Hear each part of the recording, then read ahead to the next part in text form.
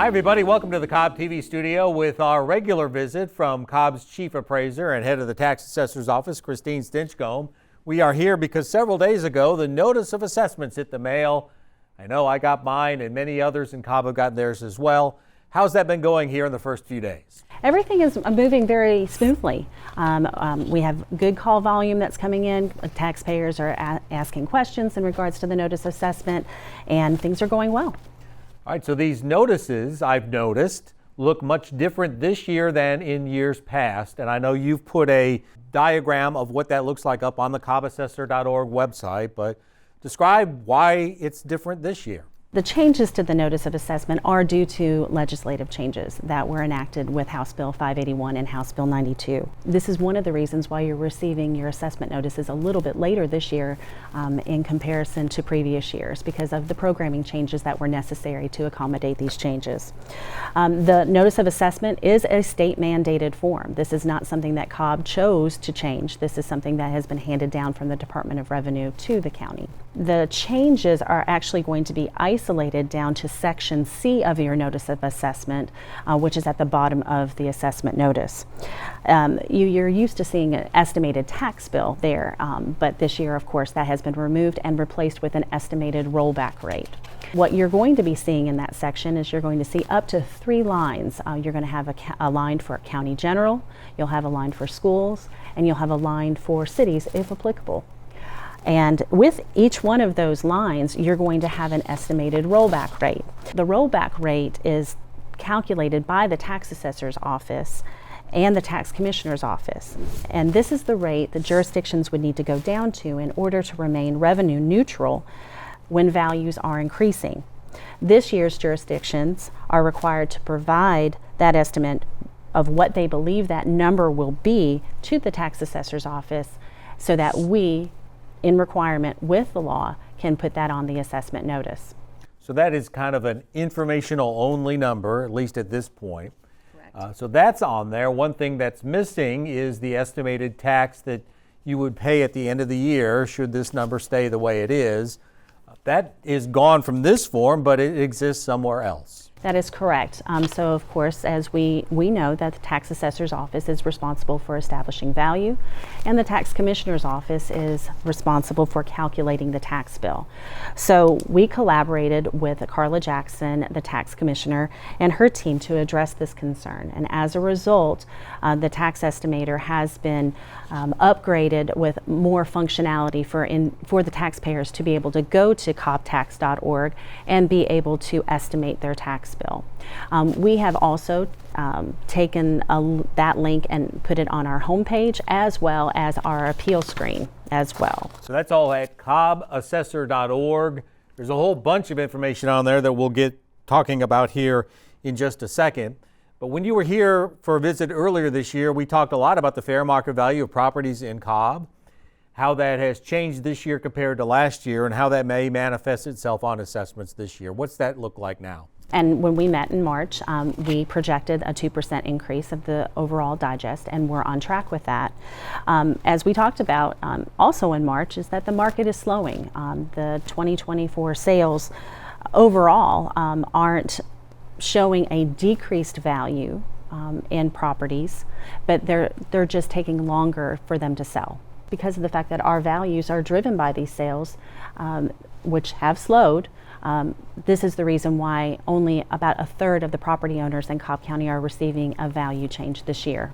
So only about 1/3 of property owners are getting reassessed at a higher value.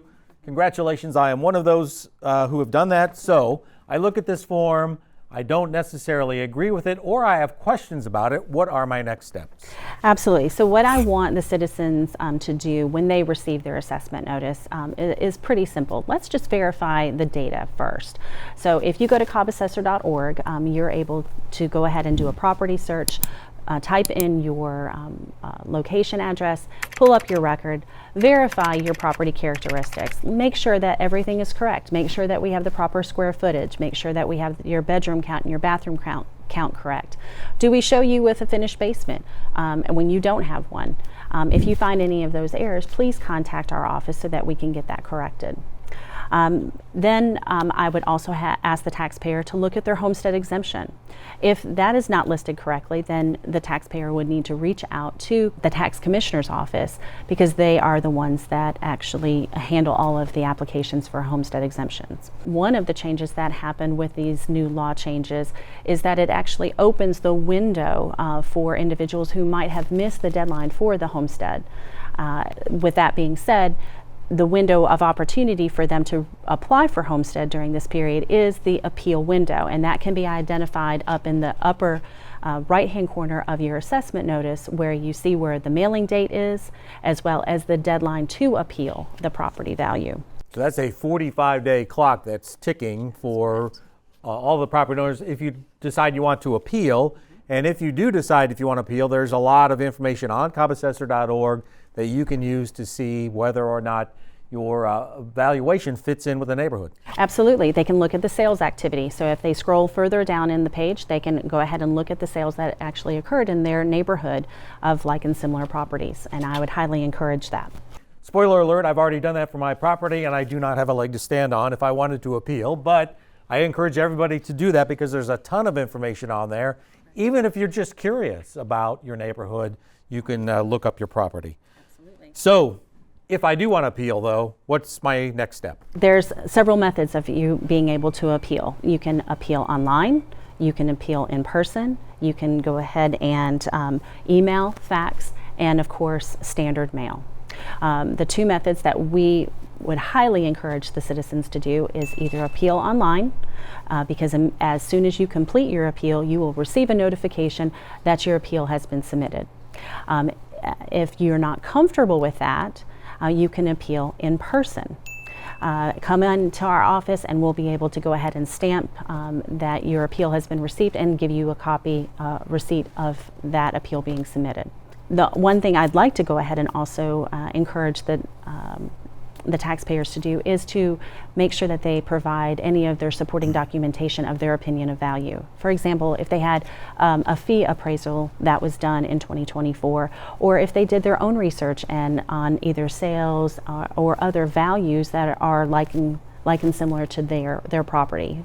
Make sure you submit that, because that will help us process your appeal quicker. So if you have evidence already compiled, file that early and often so the process goes smoothly. That is correct, absolutely. So I file the appeal, and then what's the process? How does that work? The appraisers will go ahead and receive all the appeals in, and they will review every single one of those appeals. And during the first week of September, the taxpayer will receive a notification of a change or a no change. So either if it is a no change, then what will happen is that appeal will proceed on to the Board of Equalization for a hearing to be scheduled.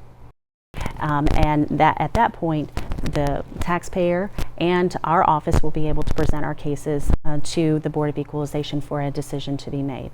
If a change was made, then the taxpayer will be able to go ahead and the taxpayer will receive another letter of notification stating of the new value, and that will open another appeal window. Right, so it's really a two-step process.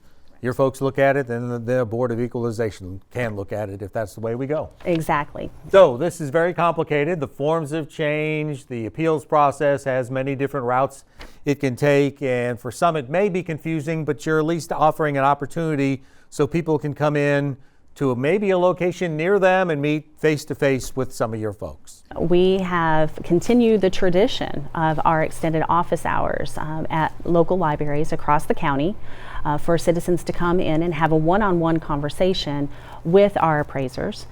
If they have any questions, they can also receive any appeals at that time if the taxpayers would like to do that. We have already had one of our extended office hour visits or meetings, and that was this past Wednesday at the East Cobb Library.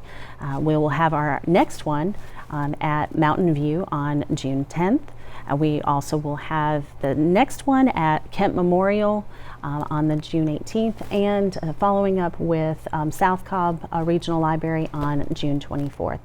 So if you have any questions about anything we've talked about in this video or anything else, you can definitely pop in at one of those visits to meet one-on-one with a member of the tax assessor's office.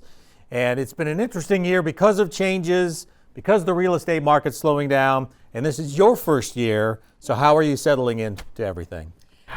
There has been a lot of challenges over the past 3 months, to be quite honest with you, but I'm very blessed to have an amazing staff. The staff at the assessor's office are just superb, true customer service oriented individuals, and I'm so grateful to be surrounded by such a great team, and look forward to serving in this new role and getting used to all of these new duties that are and responsibilities. So you heard it from her. Her staff's very friendly. You can come in and see them at any time if you have questions or issues. Thank you, Christine Stinchcomb, for coming in and trying to explain all the changes about the notice of assessments out. If you want to appeal, again, that 45-day clock is ticking, so pay attention to that. Go to CobbAssessor.org for all the information and research that you want to do, and thanks again for coming in. Thank you.